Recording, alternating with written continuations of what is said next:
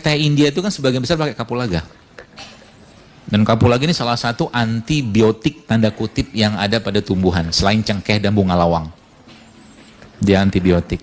Jadi misalkan teman-teman mau bikin misalkan teh rempah gitu kan, ya gampang aja, ambil cengkeh, ambil kapulaga, kasih daun mint sedikit, kasih air panas, jadi tehnya jadi teh daun mint, cuman ada bahan anti infeksinya. Itu bisa untuk infeksi tenggorokan, lagi batuk pilek, bisa pakai itu. Simple? Simple. Biji rempah.